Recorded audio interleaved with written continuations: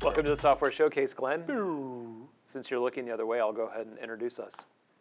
Oh, hello. Thank you for joining us with this, this edition of Software Showcase. Today's a little bit different because our very special guest today is the Vice President of Information Technology, Executive Extraordinaire, lovable leader, and my friend, Mark Steadman. Aw, welcome. That's so kind. Yeah, thanks, Glenn. It's great to be here. Thanks for having me on the show. Yeah, it's great. Today, we need to cover a couple things kind of right off the bat. So on the title for the show, it actually says it is the Interleaved Resource Generator, but you might actually hear us call it by different names. So Mark, what is the Interleaved Resource Generator? What does that do? I was hoping you were going to tell me. So this is a topic we've covered it a couple times before, but this time we're actually kind of ready to push it out the door. Yep, so the Interleaved Resource Generator is a system that allows you to interleave, in other words, to combine multiple things together. The typical thing that you would be combining together would be scripture, either a gateway language or even a heart language, combined with one or more of the resources that are available. Now, what makes it really cool is you don't all have to have the same language for all those documents. You can actually mix and match languages, and you can mix and match scripture. So you could include, say, 2 different languages of scripture if you wanted that in your document. But the point of it is to allow total flexibility in assembling a document, PDF or Word doc, that can be used by translators for various stages of doing Bible translation, whether it's drafting, checking, or otherwise.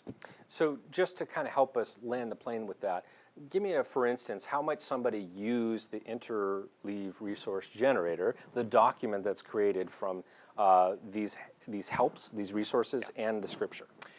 Well, I'll tell you what was actually the beginning of this initiative, of really pushing on this initiative, which was the realization over a year ago, through conversations that I had with translation services, that many of our Bible translators are very uncomfortable using technology. And so what that meant, practically speaking, was although they could use a tool like BTT Writer to sit down and actually do translation chunk by chunk, read the source language, translate it into the heart language and all that stuff. And BTT Writer does a great job of making all the resources, the notes, the words, the questions available to a translator. Many translators simply are not comfortable typing or having to interface with a digital device as a part of Bible translation, and they were working on paper. So, that's fine. The mass process does not require that you use support resources in your translation. But I was really uncomfortable with the idea that it was making the resources inaccessible to translators. I really think it's important that translators be able to access the resources, particularly in the checking phase and things like that. So we already had a model of interleaving things in English. So we had a script that could basically produce the ULB with some of the other things into one document, and we worked with a very smart engineer and developer to create it in a broader sense into a whole system so that it can take any of the languages, or almost any of the languages that we have. Certainly the gateway languages. All the gateway languages, and basically most of the heart languages, if they're formatted properly in WAX, are available to be turned into a PDF or Word document with the intention of, okay, you could use this to print it out and put it in front of a translator for them to work on. Yep. And I think it's more common than we realize that even people, before they use something like Writer or even Orature, I've seen, do like to have pen to paper to get their thoughts out. And it's nice to have that resource even right there. Maybe they're writing on the page. And it's informing them and helping them make the decisions as they do a translation. Sounds very powerful. How do I do that? How do I get this document generated? So I'm pleased to announce today that the Interleaved Resource Generator, which we are internally calling DOC, D-O-C, because it generates documents, it is available for anybody to test out. And the way you're going to get to it is you can go to doc.bibleineverylanguage.org.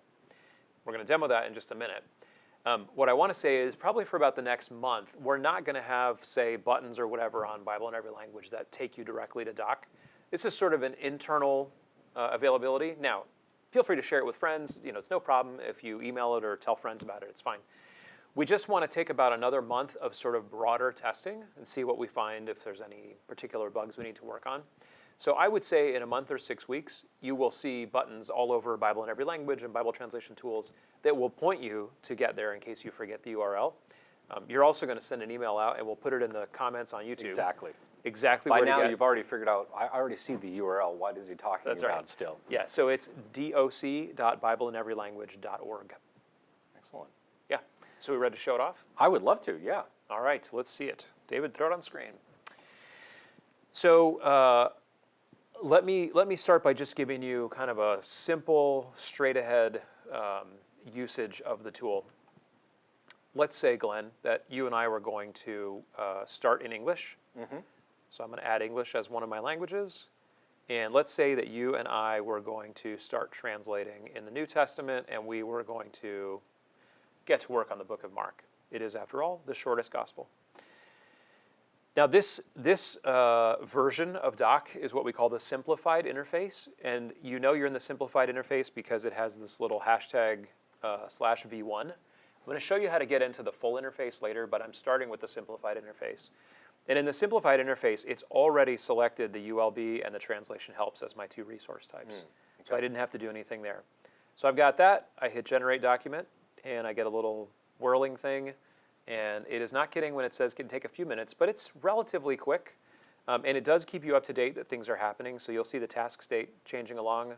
We're up to converting to PDF, so we should have a fully baked document here in I just may a few not more know seconds. what it's talking about, but I'm always happy to see that it's busy and that it's not hung up. And that like, it's changed. It's alive. That's right, that it's gone on to saying something else. And the dangerous thing about this demo, of course, is that we are doing a live demo. This is the part where we hope it all works. Success, that's my favorite screen. So I can just click on download PDF, and here is my 105-page document for the book of Mark. Those who are familiar with the notes will recognize this is the introduction from the notes. I can scroll all this introduction. And now I'm going to get down to the scripture. Mark chapter 1. Boom, there it is. So if I were a translator, I've got all of my source text here for me to begin translating on. I've got this whole chapter here. And I'm ready to go. I can take that and I can mark on there where I'm going to divide up my chunks, and I can start translating. After I've done my translation, if I have drafted some stuff, I've gone through the mass process, and I'm thinking, I'd like to just kind of compare and make sure I've completely understood. Now we have Mark 1 general notes. So this is going to walk me through the verses where our content editors have decided we need to shine a little bit of extra light on here. What does the voice of one crying out in the wilderness mean? So then it goes in and explains that. That's broken up by verse, takes you all the way down through. After you get through all of those, and you'll note that the notes are in two columns, so you can kind of visually discern that's the notes. There's a lot of notes. And off we come to chapter 2. And there's a page break at the end of the notes just to kind of separate, so your chapter begins on a fresh page. I like that because it's not only informative, but you could also use it as an accuracy check as well. That's right. Did I convey the meaning of the verse? Yeah, that's right. This is not a short document. I'll acknowledge 105 pages may feel like that would be a lot to print. Nobody says you have to print the whole thing. So as we've worked with folks in the field, what they've said is, yeah, I might not want to print the whole 105 pages, or I might not want to print one full 105-page document for every person in the translation group. But what I can do is I can print one chapter at a time. So I would only need a 3 or 4-page document, and I can give you a chapter of scripture to work on today, you and your partner. So you're only going to need, those few pages, but you have everything you need between scripture and those notes to support you. So perhaps I'm jumping the gun here, but it is also the possibility, I see we're online now, my phone goes online. I could read the PDF on my phone, and so the length itself doesn't necessarily pose a problem. Yeah, so I think in general, since what we're trying to address is this concern of having to work digitally, it's going to be interesting to see. It's going to be interesting to see globally how different folks choose to adapt it. Sure, you could certainly save this PDF and send it to somebody. I expect we're going to see more printing, but I could be wrong, right? A lot of this right now is speculative. Yep. We know there's a need for it, and we've seen it used in different ways. So I'm excited to see how it actually ends up getting used. I can't wait to get that feedback from the field about what's working and what's not. I can see just almost using this as part of my devotionals itself. You could. Depending on the resources that you use, it's very enlightening. Yeah, you definitely could. Let's go take a look at a couple other things. I am going to switch out English for a language that I don't read. Let's take a crack at Hausa here. So a couple things that I've noticed is that in terms of document length, English has the most verbose helps. So Hausa Mark, let's go ahead and generate a PDF of that. My experience with the other gateway languages is that the notes tend to be substantially more compact. So it'll be interesting to see the length. This one was 105 pages for Mark in English. I will be surprised if Hausa is not 2/3 of that. This simplified version that we're in, again, as denoted by the /v1, is limited to gateway languages. That's intentional, just to kind of help keep things simplified. In a minute, I'm going to break out and go, yeah, there you go, 76. So we were 105, 76, right at about 2/3. Yeah. They don't always have the long introduction to the whole book, so this one goes straight into chapter 1 because there is no book introduction. And then the notes are just more compact. So same idea though. You've got your chapters, chapter 1, 2, et cetera, et cetera. I am opening these PDFs right in Chrome because that's how I have my Chrome set up. So I can hit print. I can also use this little download button, and then I would be able to open it like in Acrobat or whatever. It's also in my downloads file. So just a note. I think these days most any browser will open a PDF. Yes. So it is natively Correct. accessible. As Correct. a PDF. It wants to do that. You probably can right-click and say, yeah, no, it doesn't want to. Anyway, once you have it open here, you can open it in a different, if you like Acrobat or whatever better. So that is the simplified version. Simplified version, gateway languages only, always produces a PDF. Now, a couple things about PDF to bear in mind. There's a huge advantage with PDF. Number one, it's baked and anything can open it.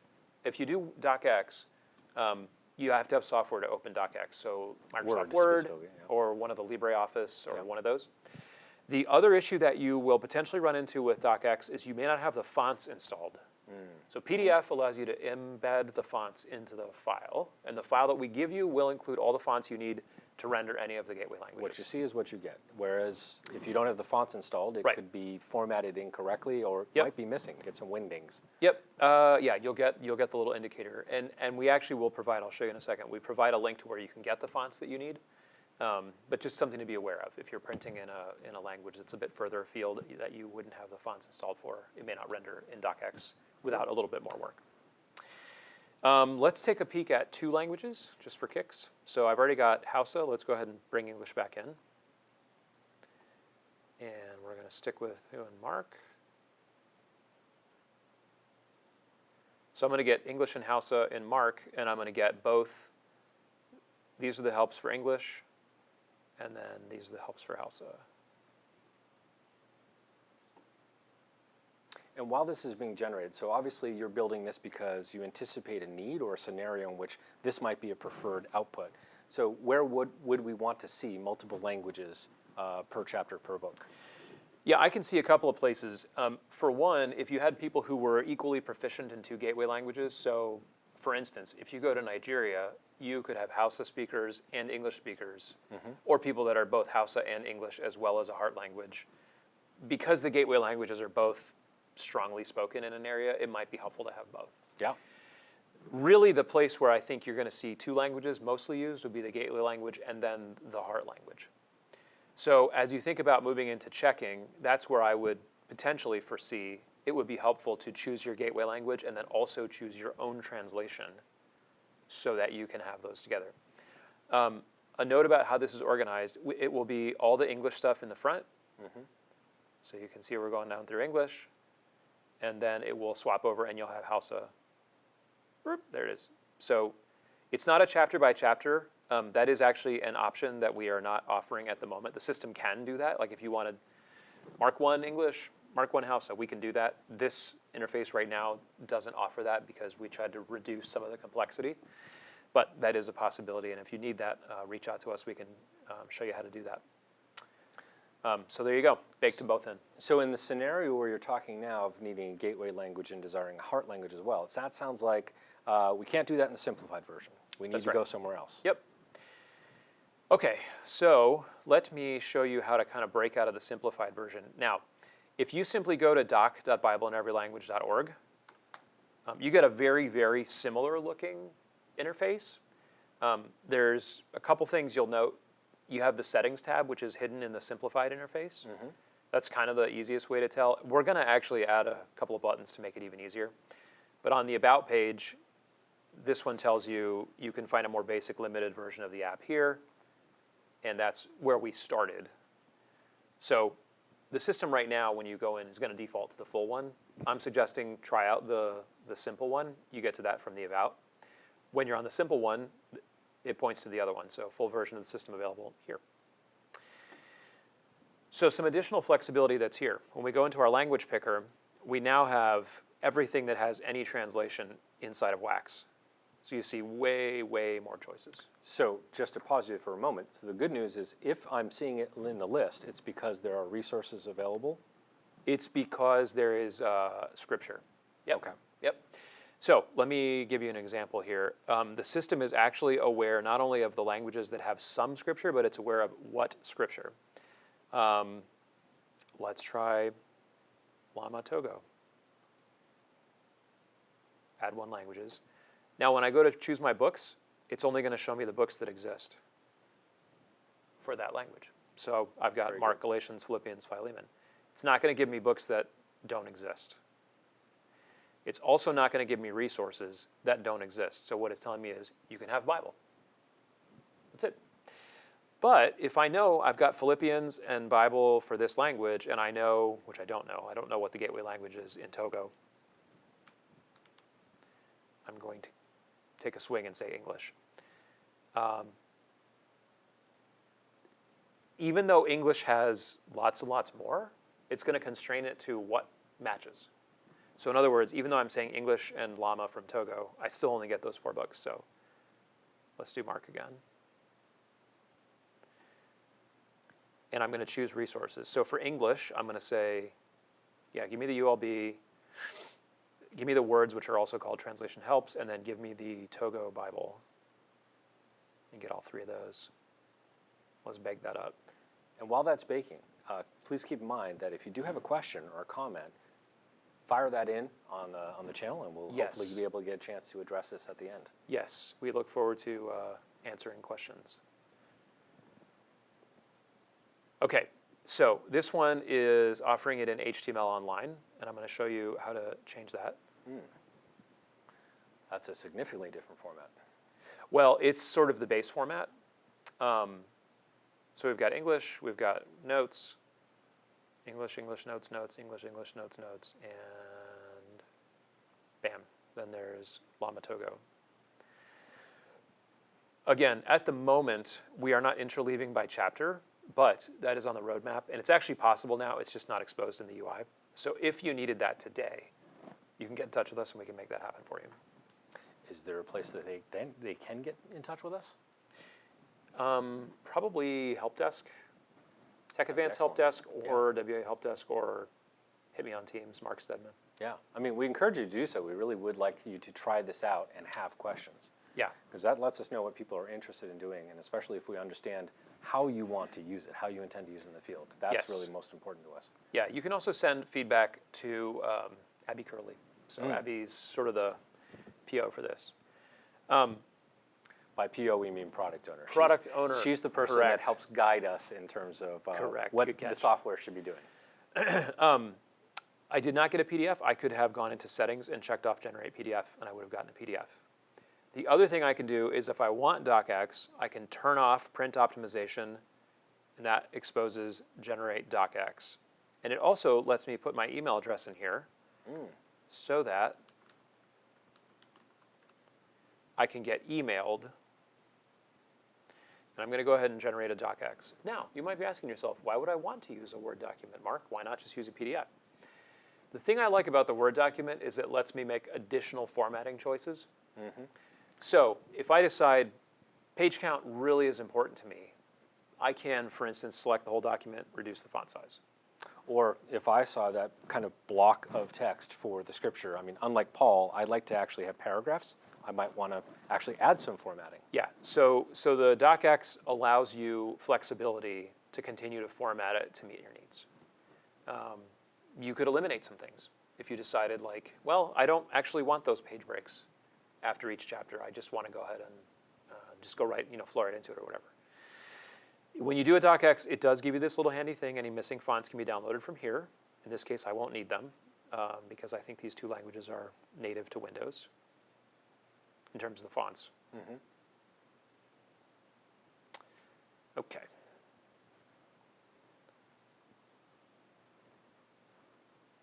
So, same thing, got my gospel mark, introduction,